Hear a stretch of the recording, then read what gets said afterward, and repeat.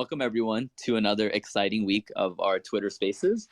Every week, Mission Matters, our company, puts together a dialogue, and we vary the conversations, bringing on experts or curating topics that we feel are relevant to our audience.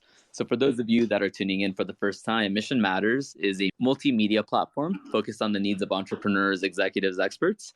We highlight and share stories that can amplify other people's purpose. And really, our mission is to amplify their purpose, but then also to help people accomplish their missions. And the way that we go about doing this is we have a book publishing division. We have a podcast agency division here. We have a digital marketing agency and also a PR agency where we help people accomplish, what their company's mission is.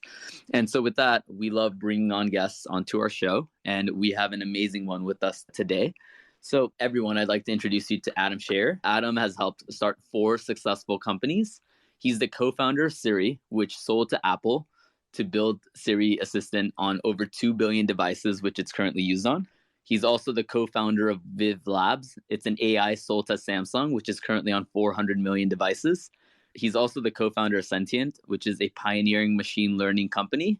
And he's also the founding member of Change.org, the world's largest petition platform with over 500 million members. Adam has authored more than 60 publications and owns 39 patents. For fun, he enjoys creating magic as an award-winning magician.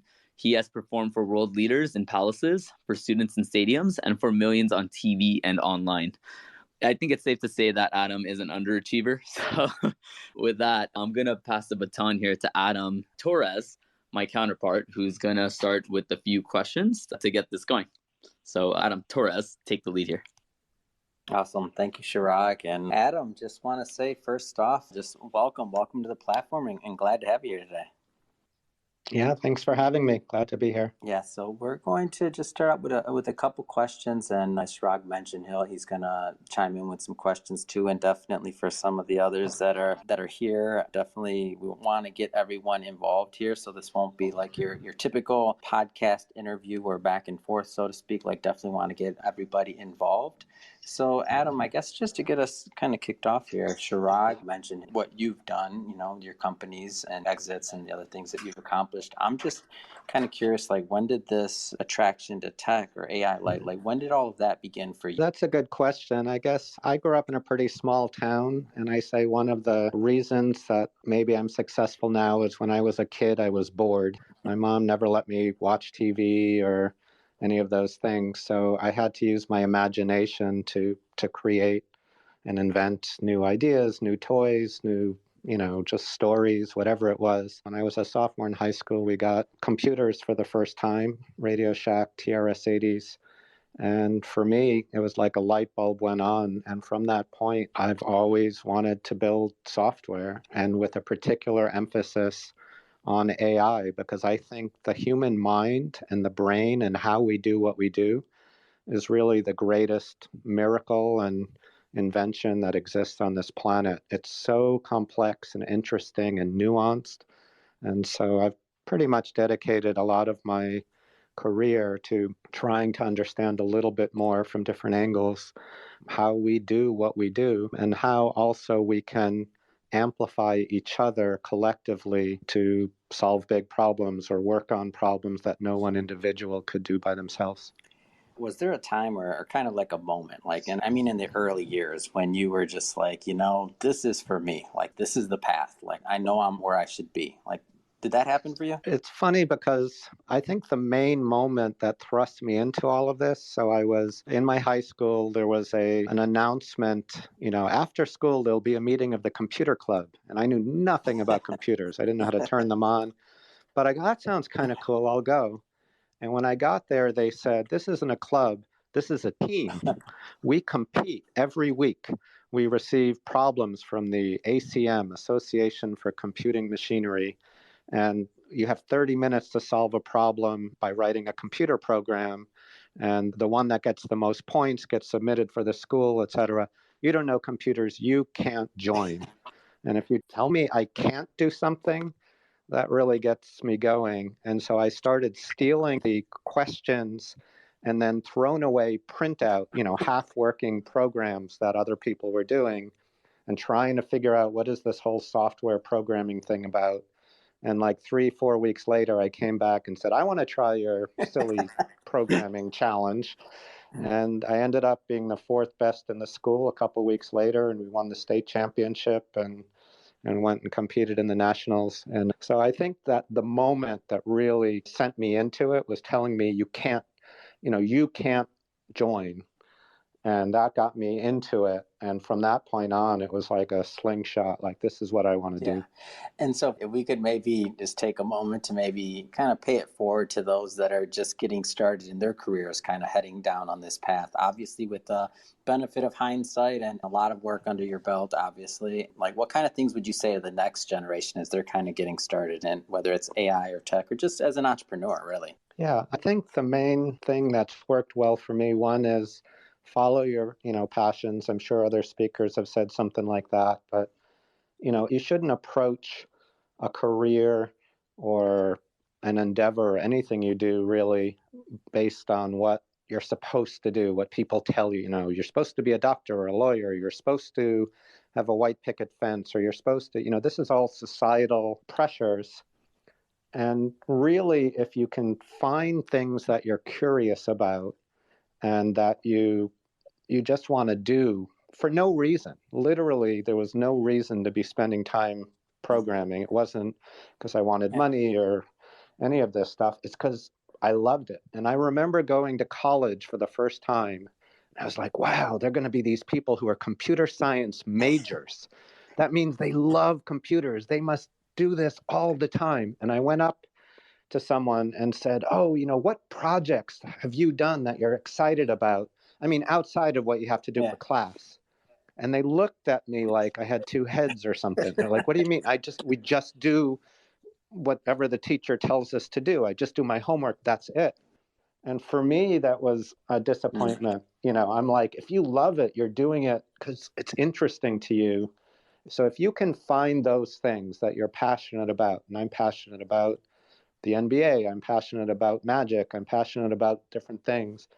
I don't do them for any particular reason, but I let myself be curious. I let myself get engaged. And then I put a lot of effort into that because it interests me. And that's always led me the right way in my career and everything else. Have to stick on the magic thing a little bit longer here. I can't let you off on that one. I'm a avid fan of Magic Castle, been many times, and I'm going to be performing there for the first time in 3 weeks, so I'm excited about that. I want to hear more about that. But so, as a spectator myself, I don't have any skills in the magic department. But when did that start? Was that also an early kind of age representative? Yeah, probably right around that same early age. When you get into magic, it's like you're 10, you're 12.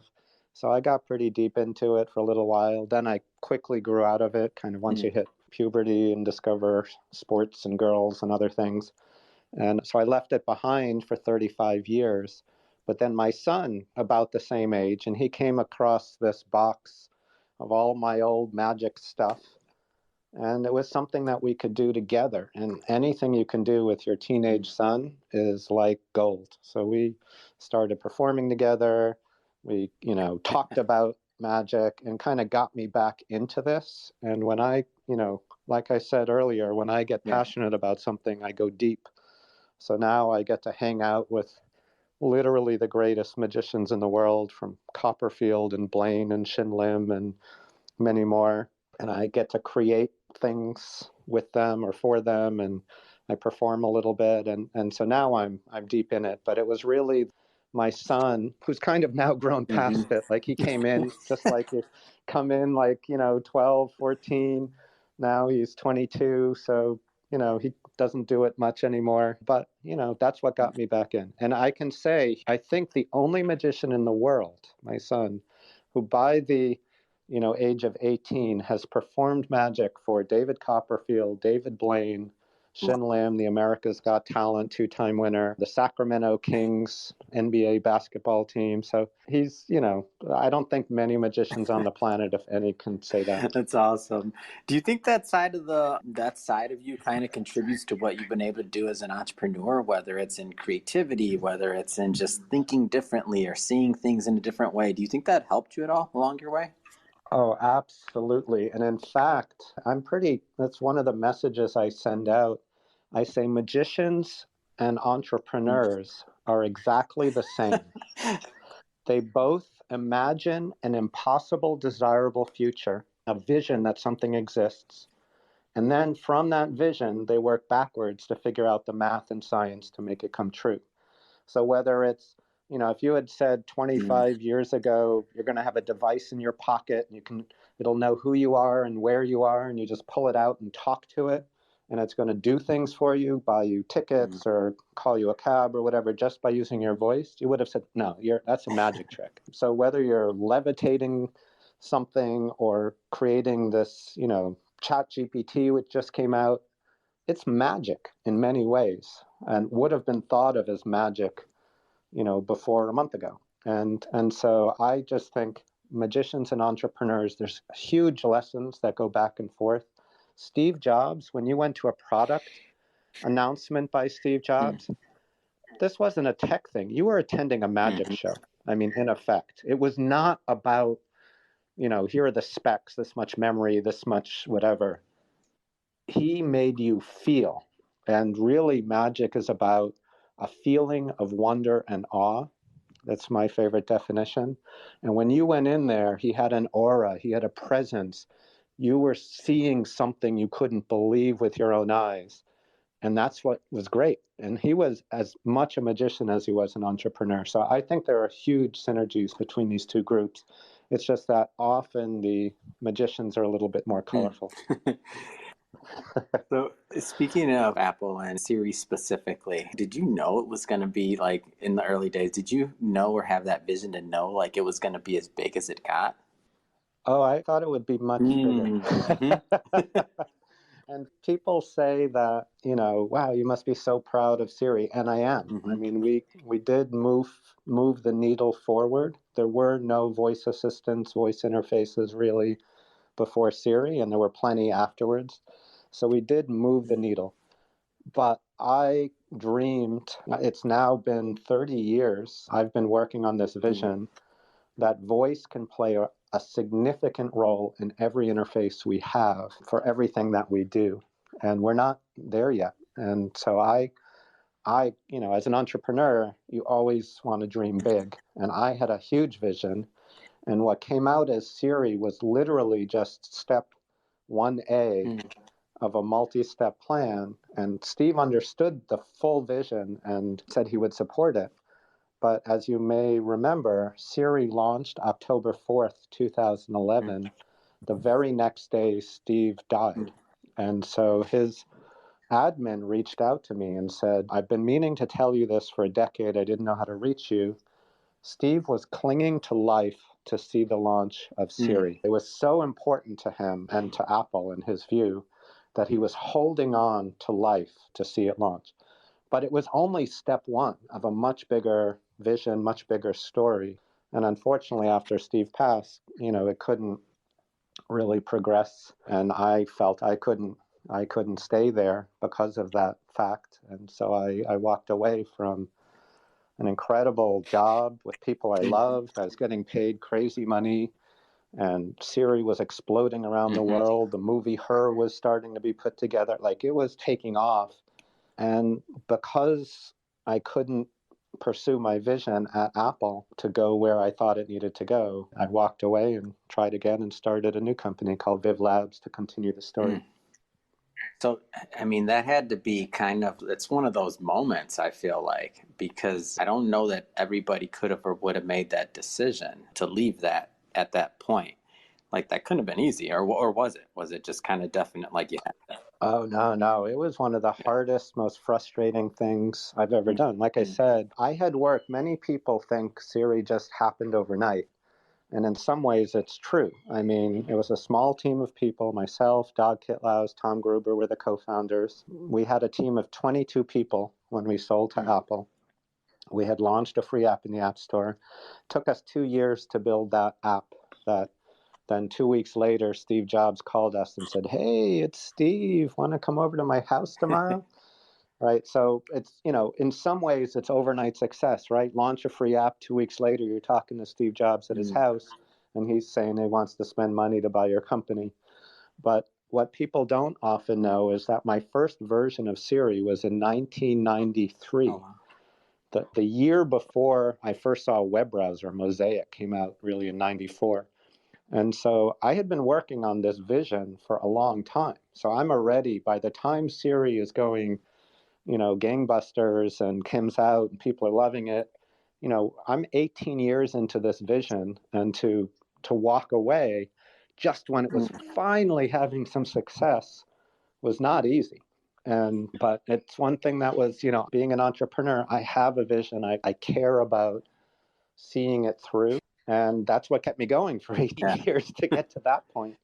And, I had to just keep doing it. I wasn't going to just give up on it. So I tried again. So speaking of caring and trying to do something big and something different and meaningful and literally trying to, change, right? Change.org. How did that come about? Yeah. So let's see. So one of the things I think I've done well is I always think about entrepreneurship a little bit like surfing, right? You want to catch the wave at just the right time. And if you think about Siri, I had version after version of Siri going back, now it's 30 years. If I had started Siri as a company earlier, it would have failed. And if I would have started it much later, it probably would have failed, right? But the timing is just right. So I have this whole process about how to predict the right time to come to market. When you look at my, quote, successes, there were no voice assistants before Siri. There were a lot afterwards. There were no social networks for social activism before change.org. We started in 2006. There were plenty afterwards. And Sentient, there were no cloud-based, cloud machine learning platforms for neural nets and for genetic algorithms before Sentient. And now there are plenty, right? The machine learning is the rage, right? So one thing I'm lucky to have done, or maybe I'm a little bit good at, is finding the right time to jump on and create something that catches that wave. At the moment when it could hit, I'm there and ready with software, et cetera. So how did change.org start? I had made these predictions in 2004. For me, 2004 was the 10th anniversary of the web. And I go, that's interesting. Web's important. I'm going to make 10 predictions for the next 10 years. And 3 of those predictions directly translated into the 3 of the companies I did. One of the predictions was social networking is going to go mainstream. And that was one I was not sure about. So back then, when I was doing the research, LinkedIn existed, but it was kind of niche for business. The largest social network was Friendster with 13 million, but it was still pretty niche. Orkut existed and was popular in Brazil for some reason, but not that big a thing. And to say that social networking was, to make a prediction, a public prediction at a talk, that social networking was going to go mainstream, I wasn't sure, but I had my reasons and I made that as a prediction. And so in 2006, 2 things happened. One is MySpace. This was a year and a half after I made that prediction. MySpace became the #1 trafficked website in the United States. And I'm like, damn. And it was just a music social network, but everyone was jumping onto it. And I'm like, my prediction is right. It is time to do something. And at the same moment, I met Ben Rattray, who had just come from Washington, D.C., moved to Silicon Valley. I was probably the first tech person he was introduced to. And because I had this prediction and this vision that social networks were going to be big, and he goes, I want to do a social network for social activism. I said, I'm in. Let's do it. And we brought in some of our friends, Darren Haas, Mark Dimas, a bunch of we were just volunteers. And I'm like, I started working and building the first version of the website, which we launched the beginning of 2007. But it's because I had a prediction. I was kind of waiting, which was what I call my trends. I will look at anything that are interesting but not yet proven. Like today, it would be like augmented reality. Is it going to be real, like mainstream, or not? Cryptocurrency, is it going to replace fiat currency or not? Like these aren't proven yet. NFTs, ChatGPT, is it big or is it a toy?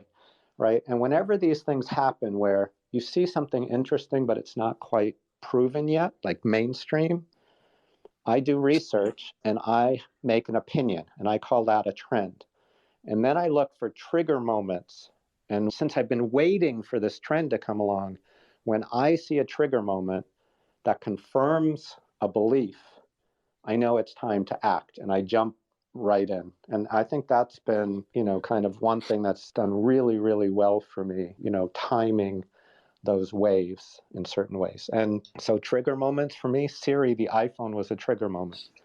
Half the world said, iPhone is going to fail. It's just a fad. Apple just makes music players. A phone is way more complex. This isn't going to work. I saw it and go, I've been waiting for this. It hits one of my predictions. Machine learning, I've been waiting for this. This hits one of my predictions. So trends and triggers for me is a tool. And, meeting Ben Rattray and seeing MySpace take off, that was the trigger. Those were the triggers that helped me jump in. It's such an interesting process, and the more I hear and when you talk about it, I think it can be some similar to people investing as well. So you're talking about investing in time and in triggers and trends, and so if there is a correlation or a similar to investing, then it's probably a lot of things, that a lot of rabbit holes you didn't go down as well, right? That whether it was with those group of predictions or otherwise, that saved you a lot of time as you're waiting for validation on an idea or on a thesis. Is my understanding kind of accurate, or am I off? Yeah, oh, absolutely. I think it's applicable not only to entrepreneurs, this process, but big companies who invest and do research. And, every company needs to innovate to stay alive. But the question of where and when do you allocate resources in various ways? And do you want to be a leader or follower? And what's the right timing? And I think this topic, this process is important for startups, for big companies, and for investors for sure. Yeah. Well, and thank you for that. I definitely want to open up the floor, and I want to make sure that I don't hog all of the conversation with you, Adam. Our goal was to get some other people involved here too. I know Chirag had some things on his mind, and then we want to let some of our other members of our community have some time to ask you some questions too. So I'll open with you, Chirag. I believe you want to go. Yeah, absolutely. Curious. I mean, you talked about these trends, these trigger moments, right? And especially with OpenAI and everything they're doing, I guess, what do you anticipate, just curious, over the next several years in regards to what's about to happen with AI and I guess just the floodgates that are opening?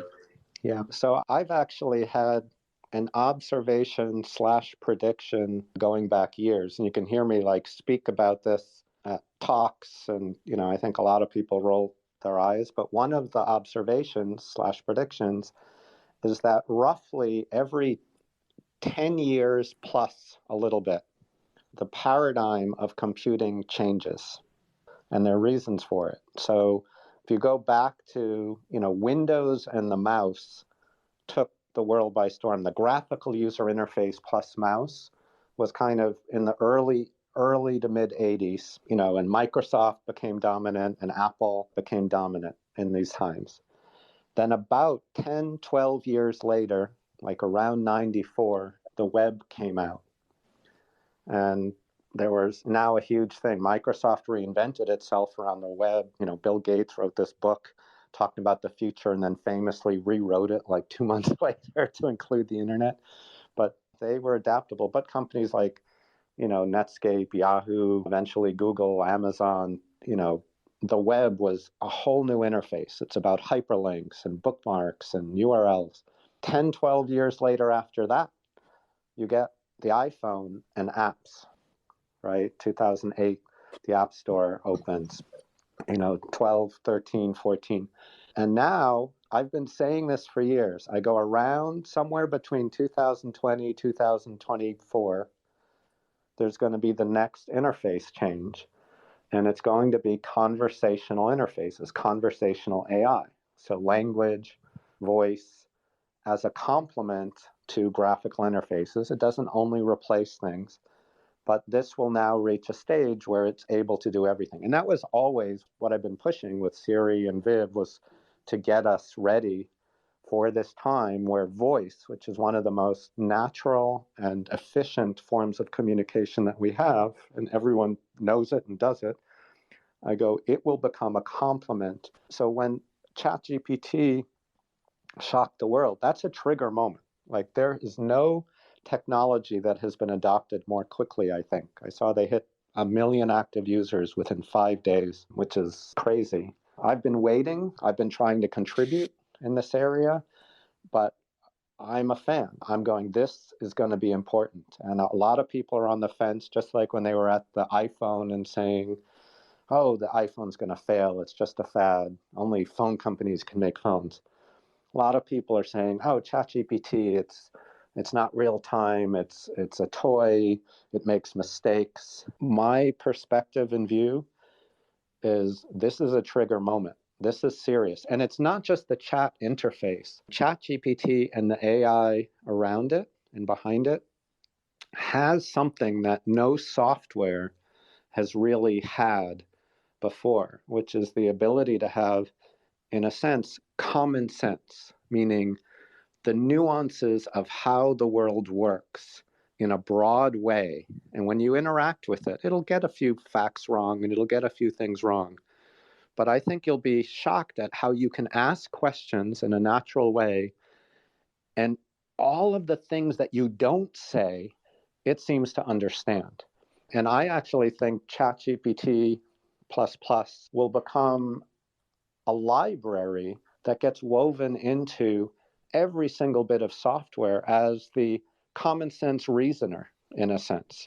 So you can you can ask it to just do tasks for you that a human would be able to do, obviously, but that we've never had the ability to do software. Like, if you get, like, say, a simple one, get a list of symbols, and the symbols are, let's say it's how fast, you have a column in a table, how fast is the car?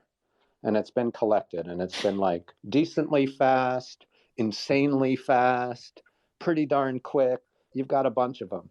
But you want to sort, not on alphabetics, but on the semantics. Is insanely fast faster or slower than decently quick? You and I know this, but software, how is it going to know unless it's been hardwired in for these exact values? ChatGPT can order it correctly, give you back the list from, fastest to slowest.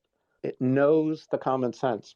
I'm a fan. I think what happened recently is important. I think it's going to find its way both into the interfaces and change yet again. It'll be a complementary interface, just like mobile was a complementary interface to the web. The web was a complementary interface to the GUI. The GUI and mouse, the web, mobile, those things don't go away, but they'll be augmented by this new interface as well. I think it's going to be powerful. So first of all, that's just on that question of ChatGPT. Is it important? For me, it's one of these trends and trigger kind of moments. I've been waiting. I've been pushing. I believe in the vision for decades. I've been waiting, and right on schedule, more or less, this happened, and I'm like, okay, this is real. So that's one prediction. In terms of like augmented reality, so Meta obviously renamed themselves Meta to signify they're going to put billions of dollars into VR and AR. I don't think it goes mainstream for now or anytime immediately. I think it'll, be useful, but it's just not there yet. I predict it'll be the next, say, 14-year out interface paradigm before it goes mainstream. There's just too many things to solve, in my opinion. And some of it's form factor, some of it's social acceptance, battery life, display technology, physics for AR. So there's a prediction that kind of in VR, AR, I do believe in it. I do think it will go mainstream, but kind of on the schedule of interface change. It's not ready for now. I think that's going to be what I'd call conversational AI. And, 14 years from now, I would look for that. Question on my end. Are you working on anything right now? Yes, I am. So Siri means secret in Swahili. It's one of the meanings of Siri. And, a secret is like a magic trick, something I know about that others don't know. And so I always start out my companies in stealth mode, right? There's no sign on a door or web page or anything of those. And I have reasons that I like this approach. This is how we did it as Siri. Siri had the domain name stealth-company.com.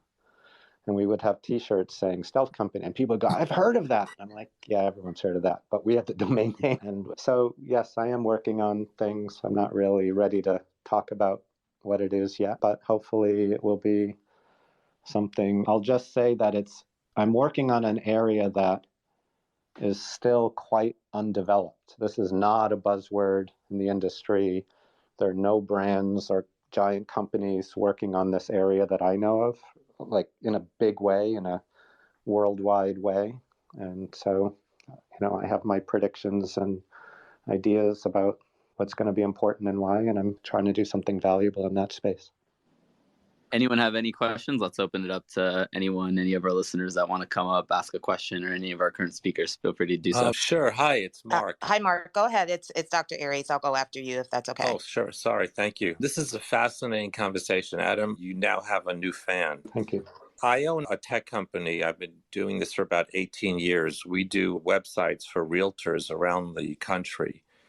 And one of my pet peeves is when programmers try to complicate things, thinking that, oh, well, we can do it, so the average person can do it as well. I gave a lecture on this in Vegas at a tech conference calling it the KISS method, keep IT systems simple.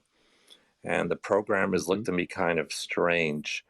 And what we try and do in our system is automate as much as possible, so the average user doesn't have to worry about which toggle or switch to push. The one thing that was amazing about Siri is it's so simple. You just, hi Siri, do this for me. So I would just like your opinion on when people make things or programmers make things complex. Yeah, well, I'm a programmer and I do make things complex. And I believe it's really hard and takes enormous amount of work and attention to make something simple. So making something elegant and beautiful and simple, it takes work. It's not easy. It's hard work. So if you're pushing that, and I wouldn't just put it in the realm of programmers, I think anyone doing anything, whether it's writing a blog or doing an article, everyone knows, giving a talk, everyone knows it's easier to give a long talk than it is to give a short talk, right? It's hard to make it simple and elegant and clear. So kudos to you for pushing on that and for believing in it. Just a quick anecdote about Siri making things simple. My brother and I worked together for the first time at Siri, the startup. And when we sold to Apple, we flew to visit our mom and we brought an iPad with Siri in it, kind of as a present. And you could see her. She was, in her 70s at this time. And we're like, we brought you a present, an iPad. And you could see her get like tense, like, oh, another technology to learn. So she goes and she gets her paper pad with a pencil. And she's like, all right, tell me what I have to know to use this piece of technology. And she was pretty technical for someone of her age. But, it was anything new is hard and a burden. And I'm like, well, what do you want to do? She goes, well, can I use this to check the weather? I go, yes, you can. Look, there's only one button on the iPad. You just push it and hold it, and you say, what's the weather? Or is it going to rain tomorrow? She's like, oh, really? And she writes that down on her pad. Well, what if I want to send you a message? Can I send you a message with this device? And I go, yeah, there's only one button. You push the button and you say, send a message to Adam, and it'll ask you if you want to, what you want to say, in the message and you answer and then it'll send it. She's like, oh. And so we went through this for a little bit and you could see her visibly relax because speech is something that everyone knows how to do. And at the end, she said, so what's the protocol? Do I say thank you? And I'm like, if you like, but you won't hurt its feelings if you don't. But so there's an example where Siri, at least for her, did make something simple. But even if you had the simplest interface, anything new can be scary, a cognitive burden. So it's a challenge. And to change any people's habits is very, very hard as well. So thank you for your question. If I might, just one quick question, or maybe not quick. What's your prediction on blockchain? Aside from crypto, if you put crypto aside, blockchain as Web3 replacing Web2. Yeah, I'm not an expert in it. In many cases, so I understand the idea of, having a decentralized ledger, and I think that's great. For me, it's a slightly better database or slightly more transparent and open database. And so some applications actually require like full blockchain technology. But many, in my view, it's like there's so much hype about Web3 and we're using blockchain. And I'm like, couldn't you just use a database or even a file? Like, it's not, is it really a true distributed system? And is there a reason for it? So for me, it's often a little bit overkill and it's got a hype curve. I don't think most applications are going to require it. I don't see it as a broad technology that changes everything. I see it more as, certain applications will want to use this infrastructure and library. So that's kind of my current perspective, but I haven't spent a lot of time looking at it. So take that opinion for what it's worth. Thank you. Adam, this is Dr. Eric. Such a pleasure to hear your conversation. I am also driven by can't. I tell the naysayers that you will read about me someday. And interestingly, Mission Matters allowed me an opportunity to have that come to light in their first women's leadership publication. So I just want to shout out Adam and Chirag for the work that they're doing. Wonderful. As the founder of the Etiquette Academy, pronounced etiquette, spelled ETI, capital KID, and we provide character, career, life skills in the form of etiquette education to underserved communities. My question is, how can someone like myself, who was just recently approached to create a metaverse around the curriculum that I've designed, how can I gain support around technology and as a novice, helping to support with bridging the digital divide? Like, where do I start when it comes to partnerships with individuals who are a lot more versed, like yourself, in this space, to kind of come up to speed and support with creating and designing materials? And I'll finally say, as a subset to that question, the metaverse that I'm partnering with is through a gentleman by the name of Ed Prentice at Yep Nation.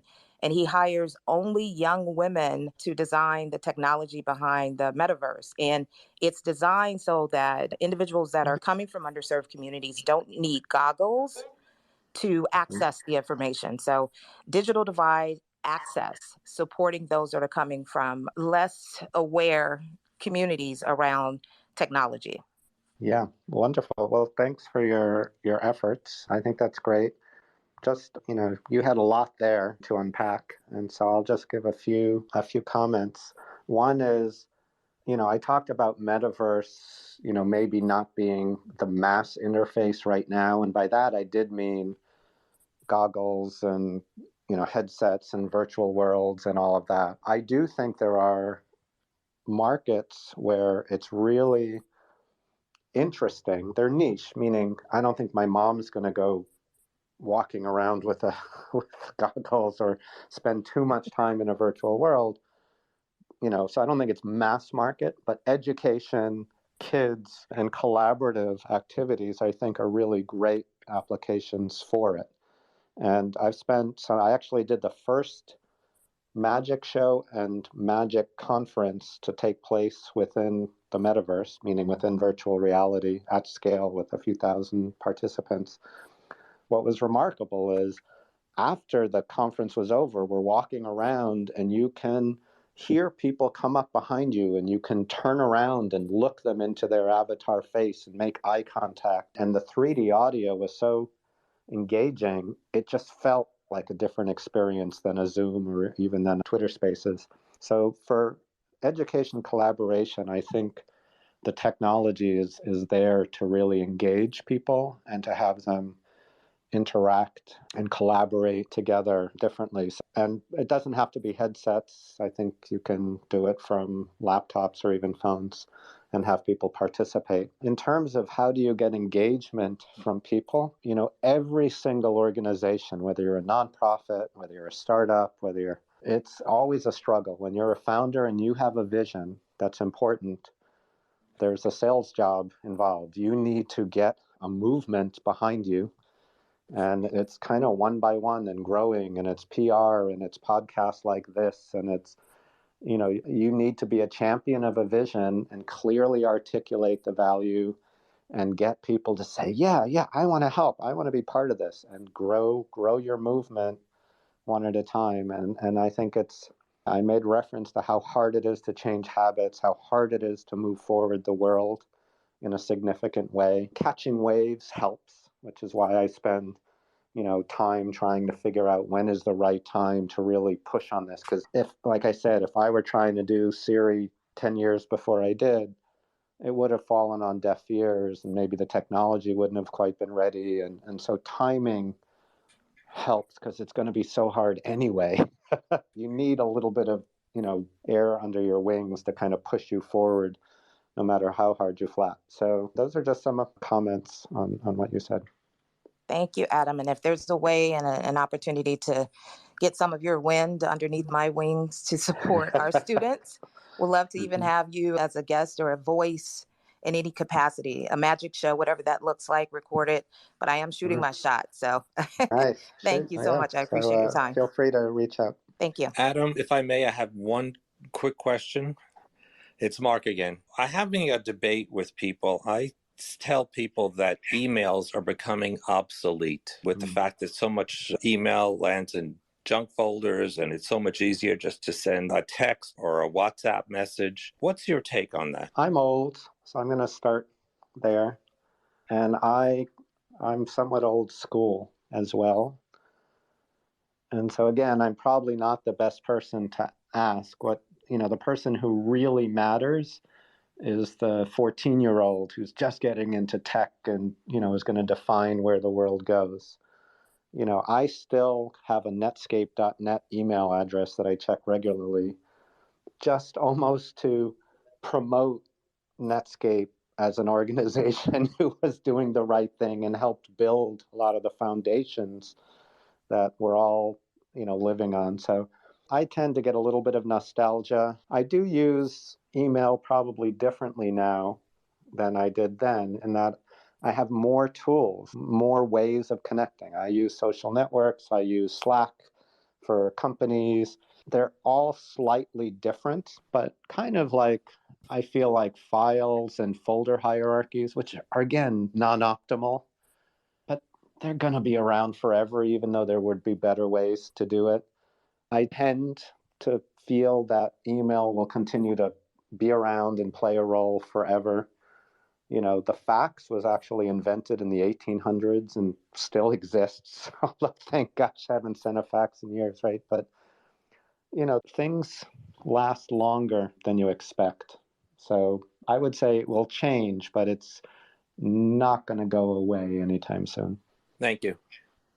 Hi, this is Denley McIntosh. Hi, Adam, and I'm out here in Toronto, Canada, and my role is to really encourage, empower, and enlighten folks with my insights from a broad range of experiences, which includes technology, which you are in. And I know the question was related about emails. I'm just curious, would you not say then, in terms of emails or text, social media, is really for us to figure out, and I say us, it's kind of like the broad us, the ecosystem of communication for people? Because of what I'm finding, that some people have a preference for text for certain things, but preference for email for other things. And I just find when you're communicating with people, it's almost that you have to figure out what's their ecosystem of communication. Yes. And touch one or the other in order to get the maximum engagement. So it's not a one size fit all. Some people do emails very well. Some people said, no, it's really just the engagement towards text. So I don't know, what are your thoughts about the ecosystem of communication? Yeah, I think that's a great point you make. In my view, it is personal. So like, I think of my use of social network. I have a Facebook account. I have a LinkedIn account.